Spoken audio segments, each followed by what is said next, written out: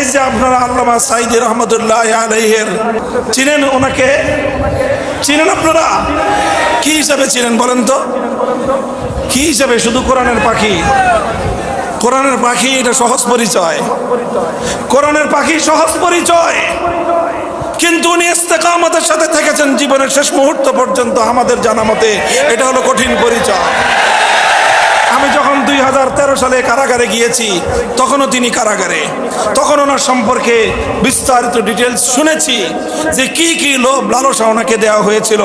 তুমি তোমার পথ ছেড়ে দাও, তোমার জন্য অনেক বড় সম্মান অপেক্ষা করছে, তোমাকে অনেক কিছু দেওয়া হবে, রাষ্ট্রীয় এই দেওয়া হবে, এই সম্মান দেওয়া হবে, এই মর্যাদা দেওয়া হবে, এই দেওয়া হবে। সব লোভ লালসাকে তিনি দুপায়ে দলেছেন, লোভ লালসাকে তিনি কবর রচনা করেছেন। ইস্তেকামতের সাথে ঈমানের পথে ছিলেন। এরপরে দ্বিতীয় বাধা ওনার উপরে এসেছে। যখন দেখেছে সোজা আঙ্গুলে ঘি উঠে নাই, তখন তার আঙ্গুল বাঁকা করেছে। কতটুকু বাঁকা করেছে? যতটুকু আঙ্গুল শেখ হাসিনারটা বাঁকা হইতে পারে ততটুকুই বাঁকা করেছে। বাঁকা করতে করতে আঙ্গুল পেঁচ খেয়ে গেছে, আঙ্গুল শেখ হাসিনারটা পেঁচ খেয়ে গেছে। কিন্তু আল্লাহর বান্দা ঈমানের উপর অটল এবং